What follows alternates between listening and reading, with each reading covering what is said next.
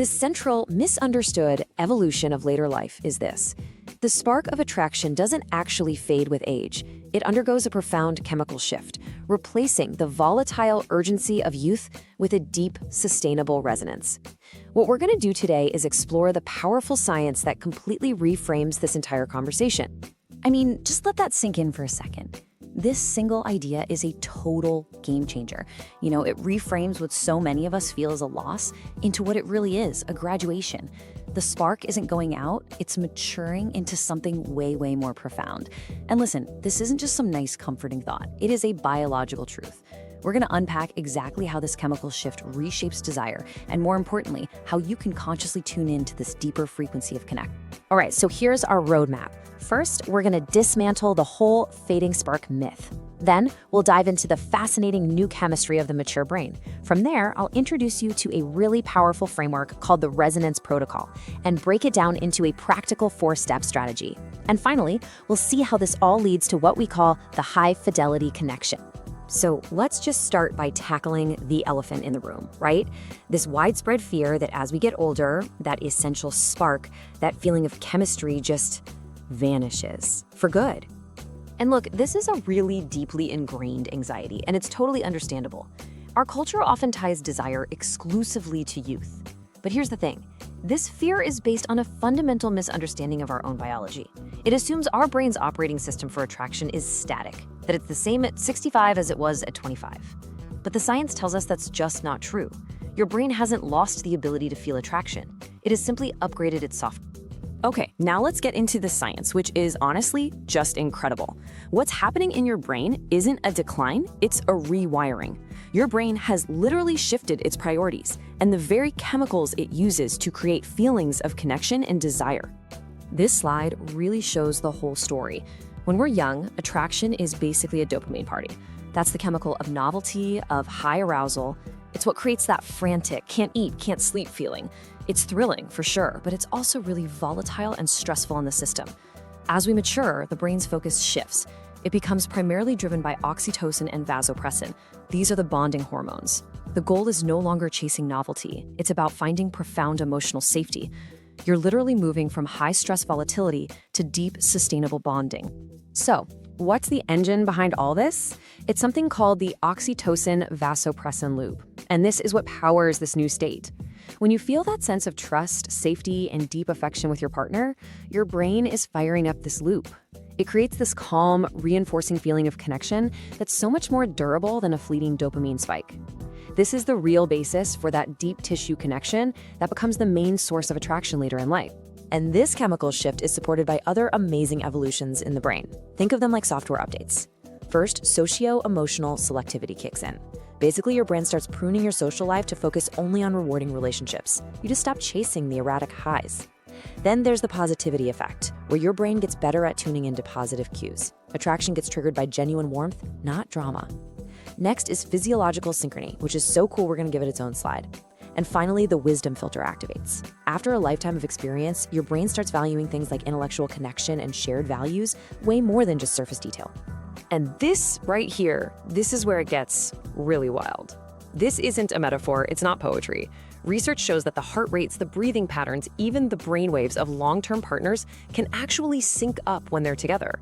Your nervous system is literally co-regulating with your partners. You calm them down, they calm you down. This is the absolute peak of biological connection, a state of harmony that's just not possible in those early, volatile stages of a relationship. Okay, so the science is cool, right? Your brain's been rewired for a deeper kind of attraction. But so what? How do we actively tap into that? How do we switch our mindset from chasing that old spark to cultivating this new resonance? The whole approach really comes down to this one core idea.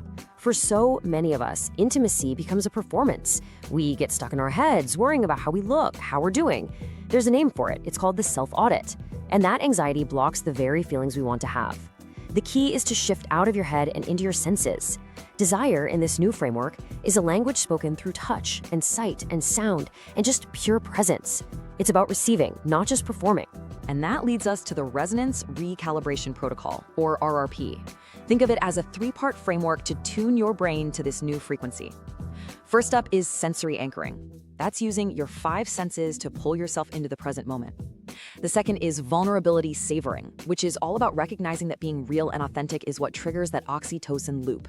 And third is the slow burn mandate, focusing on consistent, gentle connection instead of trying to force some dramatic, movie-like spark. So how do we actually put this protocol into practice? Let's get really practical here. We're going to translate that theory into a simple 4-step strategy you can literally start using today to cultivate resonance. These 4 behavioral shifts, this is where the rubber meets the road. They're designed to be simple, manageable, and they directly target your brain's mature bonding systems. We've got the micro-affection quota, eye-level synchrony, the intellectual spark date, and the self-audit silence. Okay, let's start with step 1, the micro-affection quota. The goal here is so simple, but don't let that fool you, it is powerful. You commit to at least 3 moments of physical touch every single day that have no other agenda. This is not foreplay, it's connection. It could be a hand on your partner's shoulder as you walk by, a hug that lasts just a couple seconds longer, holding hands while you watch TV. The key is that the touch is the reward. And why is this so effective? Well, because these small, consistent acts of affection are like tending a fire. Each one adds just a little bit of fuel, keeping that oxytocin-vasopressin loop active and warm. It maintains a baseline of chemical connection, so you're not always trying to start a fire from scratch.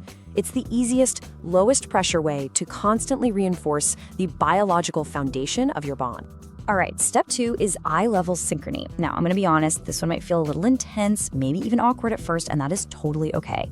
The instruction is simple. Spend just 2 minutes a day sitting face-to-face with your partner and just look into their eyes. No pressure to talk, just be present and observe. What's happening on a neurological level here is absolutely profound. Sustained, gentle eye contact is one of the most powerful ways to communicate safety to another human being. It bypasses all our verbal defenses, and it speaks directly to the primitive part of our brain, sending a crystal clear signal. You are safe with me. You are seen. And that safety signal is the absolute bedrock of mature attraction. Without it, real resonance just isn't possible. Moving on to step 3, we redefine what ignites desire. Remember that wisdom filter we talked about? Your brain now places huge value on intellectual connection. So the intellectual spark date becomes the new foreplay. This just means scheduling time specifically to engage on a mental level. Talk about a book, a documentary, a big idea, share detailed memories. This isn't separate from physical desire. In the mature brain, it's often the primary trigger that starts the whole chemical cascade of attraction. And finally, step 4. This is a crucial mental discipline, the self-audit silence. The self-audit is that little voice of doubt and criticism in your head, the one worrying about your appearance or if you're doing things right. The moment you notice that voice starting up, you have to consciously pivot.